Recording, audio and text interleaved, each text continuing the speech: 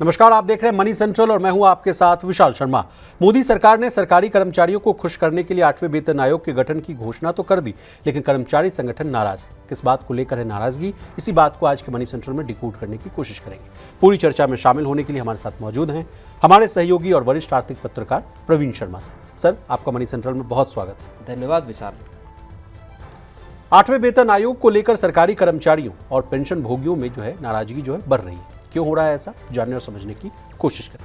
इसके अलावा आज चर्चा करेंगे वोडाफोन आइडिया केस की। वोडाफोन आइडिया पर सुप्रीम कोर्ट के आदेश के बाद से नया विवाद खड़ा हो गया। क्या है ये पूरा मामला, इसको भी डिकोड करने की कोशिश करेंगे। और अंतिम में चर्चा करेंगे रिच डैड पुअर डैड के लेखक रॉबर्ट कियोसाकी की नई चेतावनी। अब क्या कह दिया रॉबर्ट कियोसाकी ने, उसको भी विस्तार से डिकोड करेंगे। तो चलिए बिना देर किए फटाफट करते हैं मनी सेंट्रल की शुरुआत। 8वें वेतन आयोग को लेकर सरकारी कर्मचारियों और पेंशन भोगियों में नाराजगी वो लगातार बढ़ती हुई नजर आ रही है। सरकार ने आयोग की घोषणा तो जनवरी में ही कर दी, लेकिन इसे बनाने में ही 10 महीने लग गए। अब आयोग को अपनी रिपोर्ट देने के लिए 18 महीने का समय दिया गया है, यानी रिपोर्ट साल 2027 के बीच में आएगी। अगर सरकार ने उस पर जल्द फैसला नहीं किया तो वेतन बढ़ोतरी 2027 के आखिर तक टल सकती है। कर्मचारियों का कहना है कि उन्हें कम से कम 2 साल और इंतजार करना पड़ेगा, जो उनके साथ अन्याय है। प्रवीण सर, एटक आप बोल रहे हैं, या TUC, उसने भी सरकार पर आरोप लगाया है कि वो कर्मचारियों को फ़ायदा देने में तो देरी करती है, लेकिन जब बात कॉरपोरेट कंपनियों की आती है तो उनको राहत बड़ा फटाफट मिल जाता है। तो पूरा मामला क्या है सर, सबसे पहले आपसे हम समझना चाहेंगे, और 8वें वेतन आयोग पर भी आपके कुछ कॉमेंट्स चाहिए। नहीं देखिए, बिल्कुल सरकार ने अभी इसका ऐलान किया। 8वें वेतन आयोग के जो TOR है उसको अप्रूवल दिया कैबिनेट में, छठ वाले दिन, और बिल्कुल छठ वाले दिन सौगात दी गई। और सबने इस बात को कहा कि साहब, पहले दिल्ली इलेक्शन से पहले सरकार ने ऐलान किया था कि हम बनाएंगे 8वां वेतन आयोग, और उसके बाद अब जब बिहार इलेक्शन है ठीक उसके पहले सरकार ने TOR को अप्रूवल दी, मंजूरी दी जी। लग ये रहा था या माना ये जा रहा था कि अब सरकार ने बड़ा कदम उठाया, क्योंकि कर्मचारी ये मांग कर रहे थे कि बहुत डिले हो रहा, तो सरकार ने TOR को अप्रूवल दे दिया। और उसके साथ ही पूरा आयोग के गठन में भी जो चेयरपर्सन है और जो 2 मेंबर है उनके नाम भी कर दिए। लेकिन वहीं से फिर अब एक नई कहानी, नई एक रार वो शुरू हो गई। देरी को लेके, पैसा कम मिलेगा इसको लेके, ये तमाम चीज़ें क्योंकि सरकार के जो सरकार ने नोटिफिकेशन आया उसमें ये कहा गया है कि 18 महीने का वक्त होगा इस आयोग के पास अपनी सिफारिशें देने का। लेकिन सर, अगर कुछ वेतन आयोग पर नज़र डाला जाए, जैसे मान लीजिए छठा वेतन आयोग पर देखा जाए, या 7वें वेतन आयोग ने कैसे काम किया, या जब से ऐलान हुआ तब से उसको एग्जीक्यूट होने में, तो उस समय भी मोटा मोटी 18 से लेकर 22 महीने से लेकर 28 महीने तक का आसपास का समय ड्यूरेशन लगता है। तो ये कोई नई बात तो है नहीं, इस बार तो कहा जा रहा है कि कम लगेगा। नहीं, नई बात नहीं है, लेकिन जो पुरानी परंपराएं, देखिए एक जो कॉमन सेंस है वो ये कहता है कि अगर पुरानी परंपराएं चली आ रही हैं जिनमें बदलाव की ज़रूरत है तो वो बदलाव किया जाना चाहिए। अनंत काल तक कोई चीज़ चलती रहे ऐसा तो मुमकिन नहीं है। 16 जनवरी को इस बात का सरकार ने ऐलान किया था 8वां वेतन आयोग बनाने का, और अब आके नवंबर की शुरू होने को आ गया, तब सरकार ने उसको इसके TOR को मंजूरी दी और गठन में मेंबर्स का वो किया। तो आपके तकरीबन 10 महीने पूरे इस कहानी में लगे जब आपने एक स्टेप आगे बढ़ाया। अब इसके बाद कामकाज शुरू करेंगे तो वो एक लंबा प्रक्रिया फिर चलेगी, 18 महीने मिनिमम चलेगी। उसके बाद फिर सरकार के पास जाएंगी सिफारिशें, सरकार उनमें बदलाव करेगी, फिर वो नया ड्राफ्ट बनेगा और उसके बाद फिर मंजूरी होगी। तो इन्हीं तमाम चीज़ों को लेके अब वो एक रोष कर्मचारियों के अंदर है। हमारी भी जो बात हुई है तमाम जो अलग अलग कर्मचारी संगठन के नेताओं से, तो उनकी कई चीज़ों को लेके अभी भी वो डिमांड्स हैं, या इनफैक्ट जो TOR है उसको लेके भी असहमति है कई मसलों को लेके। सर, एटक की भी एक रिपोर्ट आ रही है सर, उनके जो अमरजीत कौर साहब हैं, मैडम हैं, वो कह रही हैं कि आप कह रहे हैं कि फिस्कल प्रूडेंस देखेंगे, अपना खजाना देखेंगे, उसके हिसाब से हम तय करेंगे। उनका ये आरोप ये भी कहा जा रहा है सर कि वो कह रहे हैं कि जब कर्मचारी को पैसा देना रहता है तब ये गिनाने लगते हैं कि भाई हमारा बजट गड़बड़ा जाएगा, कैसे दें, क्या दें। ये वाला मामला क्या है सर? नहीं देखिए, एक बड़ी चीज़ और हुई है असल में, जब से सरकार ने ये गठन किया है कि जो कर्मचारी संगठन हैं अब दरअसल वो एक आंदोलन के रास्ते की तरफ बढ़ते हुए दिखाई दे रहे हैं। और ये आंदोलन 8वें वेतन आयोग को लेके तो तकरीबन एक डिमांड पूरी हो गई है उनकी कि साहब गठन की चीज़ें अब आयोग बन गया है, अब TOR सेट हो गए हैं, तो अब इसके आगे कंसल्टेशन और बाकी चीज़ें चलेंगी। अब कर्मचारी आ गए हैं अपने एक पुराने मसले पे, और वो है पुरानी पेंशन व्यवस्था का मसला, यानी OPS के OPS पर। और OPS को लेके भी एटक का है या जो अलग अलग जो कर्मचारी संगठन हैं, 9 नवंबर को ही एक बड़ी जो धरना प्रदर्शन होने वाला है आपका जंतर मंतर पे। इसके बाद फिर इस महीने के आखिर में जो एक और धरना प्रदर्शन पुरानी पेंशन को लेकर ही होने वाला है।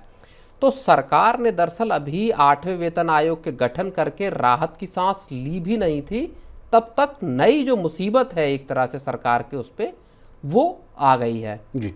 लेकिन एक बड़ी बात है जो हमारी भी आज भी जो बात हुई जो शिव गोपाल मिश्रा हैं उनसे, और उसके अलावा जो सरकार ने इसके जो TOR जो बनाए हैं 8वें वेतन आयोग के, उसमें भी एक जो फैक्ट लिखा हुआ है वो साफ तौर पे ये बता रहा है कि सरकार का पुरानी पेंशन को लाने का इरादा कोई दरअसल है नहीं। आपने ठीक कहा सर, संसद के पटल में भी जो है देश की जो वित्त मंत्री हैं निर्मला सीतारमण, वो भी कहती हुई नजर आ रही हैं कि अगर पुरानी पेंशन स्कीम को लेकर अगर आपके मन में किसी भी तरह का अगर ख्याल है तो उसको भूल जाइए, क्योंकि ये इम्प्लीमेंट करना ना के बराबर है। आज भी जैसा कि आपने कहा कि कन्वीनर है जो NCJCM के जो शिव गोपाल मिश्रा साहब, उन्होंने भी कहा कि नहीं, हम लोगों ने भी बहुत लंबा विरोध प्रदर्शन सब कुछ करके देख लिया, लेकिन ऐसा उम्मीद नहीं है कि पुरानी पेंशन जो है उसकी वापसी हो सकती है। लेकिन इसी के साथ साथ मेरा दूसरा सवाल ये है कि राजनीतिक गलियारों में अगर देखा जाए तो वहाँ OPS जो है बड़ा एक जो है अच्छा खेल है उनके हाथों में, वो बड़ा अच्छा बॉल है उनके हाथ में। मैं वही कह रहा हूँ कि अब देखिए 2018 में राजस्थान और इसमें चुनाव हुए थे, और तब ये जो है सत्ता परिवर्तन हुई थी। उसके बाद ये लगा कि पुरानी पेंशन का मसला जो है वो एक नेशनल लेवल का मसला बन सकता है, लेकिन उसके बाद जब चुनाव हुए हैं तो उसमें पुरानी पेंशन का मसला बिल्कुल एकदम फिजल आउट हो गया। लेकिन अब एक बार फिर से इसी मसले को लेकर आने की कोशिश की जा रही है, और ठीक उस वक्त पर यह कोशिश हो रही है जब 8वें वेतन आयोग का गठन किया गया है। सरकार की UPS की डेडलाइन आपकी फिनिश होने वाली है इसी 30 नवंबर को। ऐसे वक्त पर बिहार के लिए महागठबंधन ने ये कहा है कि हम अपनी फर्स्ट कैबिनेट बैठक जो होगी, अगर जीतते हैं चुनाव, तो उसमें हम पुरानी पेंशन व्यवस्था को लागू करेंगे। हिमाचल प्रदेश के CM साहब से ऐलान कराया गया। बिल्कुल। तो ये अब जिन राज्यों में पुरानी पेंशन व्यवस्था को लाने की कोशिश की गई वहाँ के क्या हाल है, इसके बावजूद तो ये इस मसले को दरअसल फिर से गरमाने की कोशिश है। और उसी कड़ी में अब जब 9 नवंबर को प्रदर्शन होगा दिल्ली में, तो ये मसला अब सरकार के गले में एक तरह से एक नई जो वो है मुसीबत के तौर पर फंसता हुआ दिखाई दे रहा है। लेकिन सर आज जो बातचीत जो हो रही थी शिव गोपाल मिश्रा साहब से, वो भी कह रहे हैं कि विशाल आप देखिए कर्नाटका का उन्होंने उदाहरण दिया था, वहाँ के CM साहब ने कहा था कि हम बहुत अच्छी, उन्होंने UPS को लेकर तारीफ़ की थी कि नहीं कोई ज़रूरत नहीं है, UPS तो बहुत अच्छा है। फिर उन्होंने उदाहरण दिया, हिमाचल प्रदेश का ही उदाहरण दिया कि वो तो लाए तो, लेकिन उसके बाद उन्होंने सैलरी देना भी मुश्किल, सैलरी देने में भी बिल्कुल, वहाँ कर्मचारी को सैलरी देने में भी समस्याएं आई, और बहुत सारी कई राज्य की सरकार ये कह रहे हैं कि भाई हमारा जो पैसा है, हमारे जो हिस्से का है, वो अभी भी केंद्र सरकार के पास फंसा हुआ है, वो पैसा वापस आएगा तब हम आपको OPS देंगे। ये सब चीज़ें दरअसल टालने वाली चीज़ें हैं। और दूसरी और ज़्यादा बड़ी बात यह है कि राज्यों के लिए आसान नहीं है पेंशन के बिल को सहना। पहले से जो रिटायर्ड कर्मचारी हैं या उनकी फैमिलीज़ हैं, उनको पेंशन, पुरानी पेंशन मिल रही जो 2004 से पहले जो रिटायर हो गए है ना, या उसके बाद भी जो रिटायर होंगे लेकिन ज्वाइन उन्होंने सर्विस 2004 से पहले की है, इन सबको सरकार को पेंशन देने की लायबिलिटी ऑलरेडी है। अभी भी सरकारी खजाने का एक बड़ा हिस्सा वो कहाँ चला जाता है, वो पेंशन को और सैलरी को देने में चला जाता है। तो सरकारों के सामने पेंशन और सैलरी का बजट उठा पाना मुश्किल है जी। अब 8वें वेतन आयोग का भी मार पड़ेगी एक तरह से, आप कहिए कि खजाने पे सरकारी, वो चाहे केंद्र सरकार का हो चाहे राज्यों के खजाने हो, उन सब पर इसका वजन भी पड़ना स्वाभाविक है जी। तो ऐसे में अगर राज्य इस बात का फैसला करते हैं कि वो पुरानी पेंशन लेकर आना चाहते हैं राजनीतिक कंपल्शन के जरिए, जिसमें खजाने की, जिसमें फिस्कल प्रूडेंस का कोई ध्यान न रखा जाए, तो वहाँ फिर सरकारें चलाने, वहाँ फिर डेवलपमेंट के काम, इन सब को होने में स्वाभाविक तौर पर फिर मुश्किलें आना तय है। एक दो सवाल और हैं सर। एक तो टर्म्स ऑफ रेफरेंस को लेकर भी हम लोग आपसे भी जानना चाहेंगे, उसको लेकर भी कहा जा रहा है कि रार है, तो उस वजह से और जो प्रोसेस है वो और डिले होने का चांसेस ज़्यादा है क्या? नहीं, अब देखिए जो शिव गोपाल मिश्रा कह रहे हैं वो ये कह रहे हैं कि हम एक प्रैग्मेटिक अप्रोच के साथ सरकार के साथ इस मामले पर डील करेंगे। उम्मीद है कि सरकार चीज़ों को समझेगी और चूँकि 10 साल बाद जो सैलरी हाइक का मामला आया है तो सरकार भी तमाम तरह की जो परेशानियां हैं केंद्र सरकार के कर्मचारियों की उनको समझेंगे। अगर नहीं सरकार समझने की कोशिश करती तो हमारे पास स्ट्रेंथ है, इतनी ताकत है कि हम फिर आंदोलन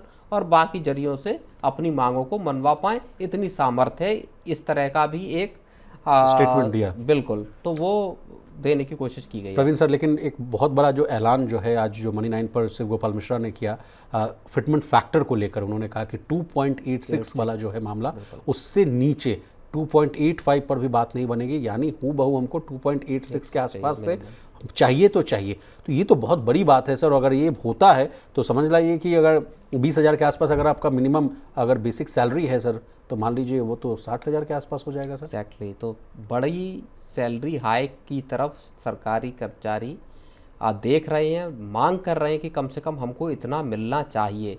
सरकार कितनी मानती है ये बातें, ये देखना होगा, क्योंकि जब हम प्रोफाइल देखते हैं जस्टिस रंजना प्रकाश देसाई का, तो उसमें ये भी लगता है कि वो एक बड़ी जो है नेगोशिएटर हैं और सरकार के कई पैनलों में वो उनकी अगुवाई कर चुकी हैं जी। तो सरकार का उन पर भरोसा है। सरकार ने एक बात और जो साफ लिखी है, बोले कि आप देश के आर्थिक हालात को देख लें कोई भी फैसला करने से पहले। तो मुझे लगता है सरकार एक बैलेंस बनाने की कोशिश करेगी जिसमें खजाना भी बचा रहे और कर्मचारी भी जिसमें खुश हो जाएं। जी जी। तो सर इसके अलावा और भी कई सारे फैक्टर्स हैं, जैसे पुराना मामला है जो 18 महीने की डी का जो एरियर है उसको लेकर भी समस्याएं हैं। मुझे विशाल लगता है कि अब 8वें वेतन आयोग का मामला देखिए, 18 महीने के लिए एक तरह से कहिए कि अब वो ठंडे बस्ते में चला गया। उसमें अब धीरे धीरे कुछ जब कंसल्टेशन होगा, कुछ बात आएगी, तब वो खबरें आती रहेंगी। तब तक के लिए अब जो बड़ा मेजर ब्रेक थ्रू था, दरअसल वो इस साल जनवरी में हुआ, जब सरकार ने इस बात को माना कि हम 8वां वेतन आयोग बनाएंगे जी। और उसके बाद दूसरा ब्रेक थ्रू ये हुआ कि जब सरकार ने आयोग का गठन कर दिया। अब यहाँ से जो कंसल्टेशन की बाकी प्रक्रिया शुरू होगी, साल 1.5 साल का जितना टाइम लगना उतना लगेगा, उसके बाद ही इसमें चीज़ें अब आएंगी। कर्मचारी खुश होते हैं ना खुश होते हैं ये तब पता चलेगा जब सिफारिशें आती हैं, सरकार उसमें से कितनी मंजूर करती है, कितनों में अमेंडमेंट या संशोधन करने की बात करती है। मेरा मानना यह है कि जो मसला फंसा हुआ है वो ज़्यादा ट्रिकी मसला है, वो मसला है पुरानी पेंशन का। ओके नहीं, पुरानी पेंशन को लेकर शिव गोपाल मिश्रा साहब ने भी बड़ा अच्छा एक स्टेटमेंट दिया। वो कह रहे थे, जैसे मैंने उनसे प्रश्न पूछा कि सर ओपीएस, फिर आया एनपीएस, उसके बाद यूपीएस। एनपीएस से जो यूपीएस में आने की जो तादाद है लोगों की बहुत कम है, 30 लाख में से मात्र 1 लाख। उसमें वो कहते हुए दिख रहे हैं कि नहीं ठीक ठाक है, पहले तो ये संख्या और कम थी विशाल, इसमें अच्छी बढ़ोतरी हुई है। लेकिन उसके अलावा भी उन्होंने यूपीएस को लेकर बहुत सारी बातें कही, जिसको मैं आपसे समझना चाहूंगा कि उन्होंने क्या की टेक अवे। वो तो एक जो बात पड़ी 80% जो है हुबहू ओपीएस का ही बात उन्होंने कहा। मैंने पूछा कि 20% के लिए क्यों रुकी हुई, यूपीएस को हटा के ओपीएस कर दे। नहीं, देखिए जो शिव गोपाल मिश्रा कह रहे हैं कि साहब आप ये मानकर चलिए कि ये पुरानी पेंशन नहीं आने वाली, लेकिन इस बात को असल में उनके ही कर्मचारी संगठन के लोग तो नहीं मान रहे। अगर इसी महीने आंदोलन होने वाले हैं पुरानी पेंशन को लेके, जो पार्टियां हैं वो अगर इस मसले को लेकर खड़ी हो रही हैं, तो जाहिर तौर पर आने वाले वक्त में ये मसला अभी गरमाने वाला है और सरकार के लिए और सरकार सफल हो जाती अगर यूपीएस सफल हो जाती। सरकार के पास कहने को होता कि साहब देखिए 30 लाख में से 25 लाख लोगों ने अडॉप्ट कर लिया, इसको शिफ्ट कर गए। अब 1 लाख है और 29 लाख जो है लोग नहीं आए उसमें, या 28 लाख लोग नहीं आए, सिर्फ 1 लाख लोग आए। वहाँ सरकार के सामने एक तर्क बड़ा कर्मचारियों की तरफ से ये खड़ा हो जाता है कि साहब आपकी ये स्कीम फेल हो गई, इसमें कोई आना नहीं चाहता, तो अब आप पुरानी पेंशन लेके बावजूद आइए। इसके कि 1-2 बार जो है डेडलाइन को भी बढ़ाया गया, डेडलाइन बढ़ाया गया, बहुत सारी उसमें नई चीजें ऐड की गई Tax और benefits। अच्छा बनाया गया उसको, लेकिन कर्मचारियों में का जो बड़ा तबका है वो अभी भी पुरानी पेंशन से नीचे मानने को राजी नहीं है। चलिए सर आगे बढ़ते हैं। सुप्रीम कोर्ट ने वोडाफोन आइडिया को बड़ी राहत देते हुए कहा कि कंपनी को फाइनेंशियल ईयर 2016-17 की अतिरिक्त एजीआर की जो रकम है अब सरकार को नहीं चुकानी होगी। ये राहत जो है सिर्फ वोडाफोन आइडिया को मिली है, एयरटेल जैसी जो दूसरी कंपनियां हैं उनको नहीं। कोर्ट ने यह भी कहा कि सरकार चाहे तो इस पर और राहत देने का फैसला खुद कर सकती है, लेकिन उन्हें ऐसा करना जरूरी भी नहीं। अब सरकार इस आदेश की पूरी कॉपी का इंतजार कर रही है और कानूनी सलाह लेगी कि आगे क्या किया जाए। इस फैसले के बाद बाजार में जो है वोडाफोन आइडिया के जो शेयर है उसमें करीब 7% तक की गिरावट आ गई थी, क्योंकि इन्वेस्टर्स को डर है कि ये फैसला जो है नया विवाद ना खड़ा कर दे। प्रवीण सर, अगर ये कंपनी को राहत दिया जाए और फिर बाकी टेलीकॉम कंपनियों को ना, फिर उनकी जो मांग है वो, ये पूरा मामला है क्या सर? तो फंसता चला जा रहा है टेलीकॉम सेक्टर के लिए। नहीं, सरकार देखिए, सोमवार को जब हमने इस मसले पे बात की थी, जब फैसला आया था इसको लेके, और उसके बाद जो ज्योतिरादित्य सिंधिया हैं उन्होंने भी इस बात को कहा था कि हम पहले सुप्रीम कोर्ट का फैसला क्या है इसको तफसील से पढ़ेंगे, इसका अध्ययन करेंगे, उसके बाद ही ये कुछ तय हो पाएगा कि वोडाफोन आइडिया को क्या राहत दी जा सकती है। अब जब सुप्रीम कोर्ट का फैसला पढ़ा गया तो उसमें जो बात लिखी है वो ये है कि जो एडिशनल डिमांड आई है एजीआर बकाया की 9,400 करोड़ के आसपास, 9,400 करोड़ की, ये फैसला सिर्फ और सिर्फ उस डिमांड तक सीमित है। इस फैसले को दूसरी कंपनियों के लिए एक नजीर के तौर पर नहीं माना जा सकता। इसके अलावा इसमें एक और पेच भी है सर कि जो एजीआर ड्यूज 80,000 करोड़ के आसपास वोडाफोन आइडिया का है, उसको लेकर भी कहा जा रहा है कि इस पर भी क्लैरिटी नहीं है। हाँ, तो भाई इस फैसले का दायरा दरअसल है वो केवल अतिरिक्त डिमांड जो है उसके लिए किया गया, और वोडाफोन आइडिया सुप्रीम कोर्ट गई भी दरअसल इसी एडिशनल डिमांड को लेके थी। तो अब सरकार के पास एक वो ये है कि साहब सुप्रीम कोर्ट ने ही बोला है कि जो एडिशनल डिमांड है इसी के लिए है, इसीलिए सरकार की तरफ से जो सूत्रों के हवाले से बात आ रही है वो ये है कि सरकार इस मामले में अब खुद कानूनी सलाह लेगी कि आखिर इस मामले में किया क्या जा सकता है, क्योंकि 9,500 करोड़ रुपए की राहत से वोडाफोन आइडिया का काम चलने वाला बिल्कुल नहीं है। सर 2 लाख करोड़ के आसपास का कर्ज है, भारी भरकम कर्ज है बिल्कुल, और जिसमें 80,000 करोड़ के आसपास का तो एजीआर ड्यूज वाला ही मामला है। तो सर साल खत्म होने में मात्र 2 महीने 3 महीने के आसपास बच रहा है सर, और ये कह भी चुके हैं कि फाइनेंशियल 26 से हम अपने ऑपरेशंस चलाने में नासमर्थ हैं। तो फिर कैसे फिर आगे बात बनेगी? अगर ये मामला पेच फंसता चला गया तो वीआई का जो ऑपरेशन है वो कहीं ना हैम्पर हो जाए। नहीं, देखिए, कंपनी मार्च 2026 से कह रही है कि उसके लिए मुश्किल हो जाएगी, लेकिन इसमें रास्ता निकाला जरूर जाएगा। सरकार ने चूंकि सुप्रीम कोर्ट में ये बात बोली है कि हमारे पास एक सॉल्यूशन है जिसको हम लेकर आएंगे, हालांकि सॉल्यूशन कोर्ट में नहीं बताया गया। तो अब सरकार इसमें देखेगी कि क्या जो अतिरिक्त जो डिमांड आई थी एजीआर ड्यूज की, उसके बाहर जाकर वोडाफोन आइडिया को किसी तरह की राहत दी जा सकती है, या फिर से मामला सुप्रीम कोर्ट पहुंचेगा और ये कहा जाएगा कि साहब चूंकि एडिशनल एजीआर पे राहत दी है इसलिए हम अतिरिक्त जो पिछला एजीआर का बकाया है, जिसके बकाए के साथ साथ जिस पे पेनल्टी, इंटरेस्ट और पेनल्टी पे इंटरेस्ट शामिल है, यहाँ पर भी हमको राहत देने की इजाज़त दी जाए। सरकार ने सुप्रीम कोर्ट में ये भी कहा था कि जो भी फैसला होगा वोडाफोन आइडिया को राहत देने का, उस पर हम सुप्रीम कोर्ट की मोहर चाहते हैं, यानी सुप्रीम कोर्ट उसको अप्रूव करे, ताकि आगे के लिए किसी तरह की कानूनी अड़चन ना आए। तो सरकार अपनी तरफ से बिल्कुल फूंक फूंक के कदम रख रही है। किसी भी तरह का जल्दबाजी में ऐसा फैसला सरकार नहीं लेना चाहती जिसको आधार बनाकर तमाम दूसरी कंपनियां आ जाएं सरकार के पास कि साहब आपका जो बकाया है इसको अब आप माफ़ कीजिए, क्योंकि आप फलां केस में वोडाफोन आइडिया का बकाया माफ कर चुके हैं। नाजीर ना बन जाए सर, वो नजीर नहीं बनना चाहिए। और सर आपसे जब मनी सेंटर में चर्चा होती भी थी सर, तो आप ये भी कहते थे कि विशाल ये टेलीकॉम सेक्टर तक ये मामला सीमित नहीं रहेगा, तमाम और दूसरे जो सेक्टर्स है वहाँ भी ये बात आ सकती है कि भाई अब देखिए आप या तो स्टेक खरीद लीजिए, जैसा 49% का स्टेक जो खरीद लिया सरकार ने वोडाफोन आइडिया में, वैसा कह सकती है, तो वो तो मामला बहुत लंबा चल जाएगा। नहीं, बिल्कुल। अब कोई रिटेल सेक्टर में कंपनी है, मान लीजिए कोलैप्स होने की कगार पे, भारी भरकम कर्जे हैं, वो कल को खड़ी हो जाए कि साहब मेरा कर्जा माफ़ कराइए आप, क्योंकि मेरे तो बड़े लंबे चौड़े ग्राहक हैं, 2 लाख 5 लाख कर्मचारी हैं, और इनको सबको अगर बचाना है तो आप स्टेक ले लीजिए। तो कल को सरकार के सब कंपनियों में स्टेक लेती हुई चलेगी, जो खुद डिसइन्वेस्टमेंट के जरिए अपना बोझ कम करना चाहती है और प्राइवेट जो पार्टनरशिप है उसको बढ़ाना चाहती है कंपनी में। जी।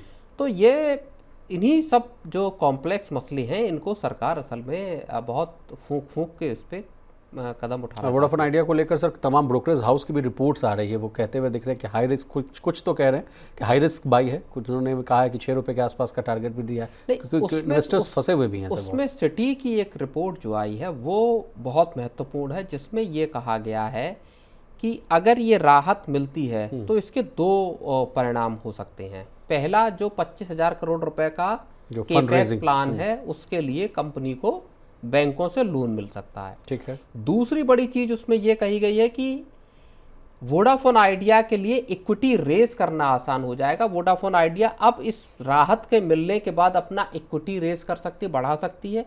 इसके परिणाम स्वरूप सरकार का जो इक्विटी स्टेक है कंपनी में वो 49% से कम हो सकता है, और ऐसी स्थिति में सरकार के पास भी एक मौका होगा कि वो फिर से 49% तक अपना अगर स्टेक ले जाना चाहे तो वहां तक ले जा सकती है। यानी और जो AGR के जो ड्यूज हैं उसको सरकार इक्विटी में कन्वर्ट कर सकती है। अभी सरकार 49% से ऊपर इसलिए नहीं बढ़ रही क्योंकि वो नहीं चाहती कि कंपनी की प्रमोटर सरकार बन जाए। जी। चलिए सर आगे बढ़ते हैं। रॉबर्ट कियोसाकी जो मशहूर किताब रिच डैड पुअर डैड के लेखक है, उन्होंने हाल ही में एक वायरल पोस्ट में कहा कि अमीर और गरीब लोगों में जो फ़र्क है उनकी पढ़ाई या दिमाग यानी IQ से नहीं, बल्कि उनकी भावनात्मक समझ यानी जिसको कि आप EQ के नाम से जानते हैं, उससे होता है। उन्होंने बताया कि जो लोग अमीर नहीं बन पाते वे असल में हारने के डर से खुद को रोक लेते हैं, जबकि अमीर लोग जो हैं जोखिम यानी रिस्क उठाने से नहीं डरते।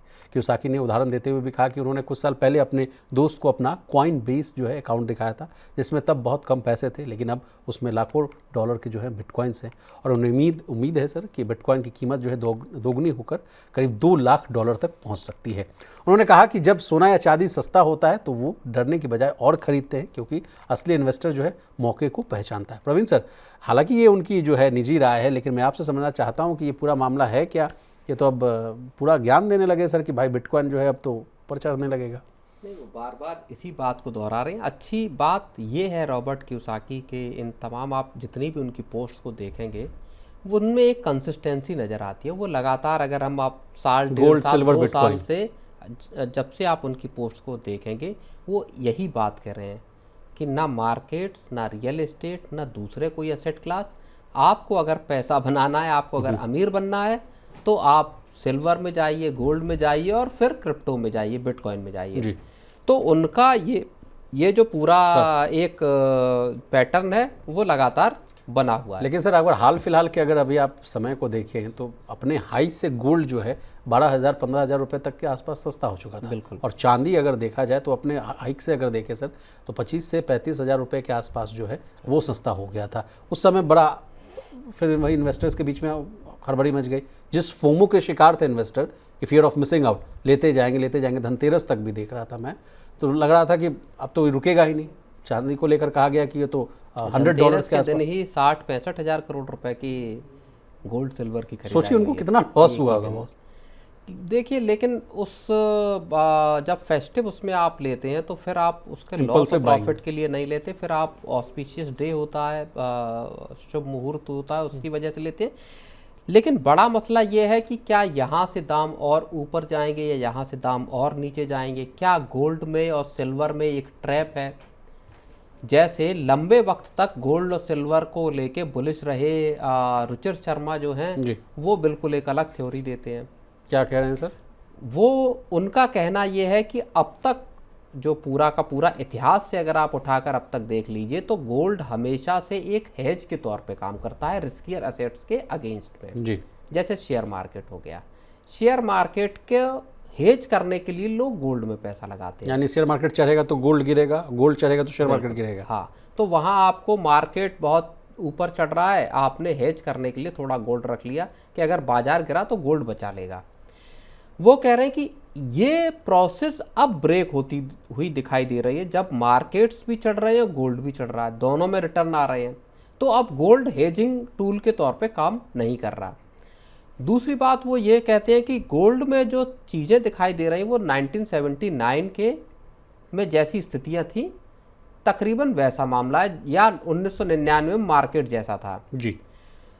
79 में इन्फ्लेशन का असर था और ग्लोबल जो सिचुएशंस थी वो बड़ी उथल पुथल वाली थी। उसके बाद अभी हालात ये हैं कि जो गोल्ड है उसमें जो रुचिर शर्मा कह रहे हैं वो ये कह रहे हैं कि जो बेपनाह जो पूंजी है वो गोल्ड में दरअसल लगाई जा रही है। जो लिक्विडिटी है बाजार की, लोगों के पास जो पैसा है, लोग उस पैसे को झोंक रहे हैं। जी। करीब $1.5 ट्रिलियन का की वो बात कहते हैं जो यूएस मार्केट्स में लगा हुआ, और वो पैसा चैनल हो रहा है आपका गोल्ड और सिल्वर और क्रिप्टो जैसे एसेट्स में। जी। तो वो ये कहते हैं कि यहाँ से अब ये समझ में नहीं आता कि क्या गोल्ड आगे जाएगा या ये एक बड़ा रिस्क है। जी।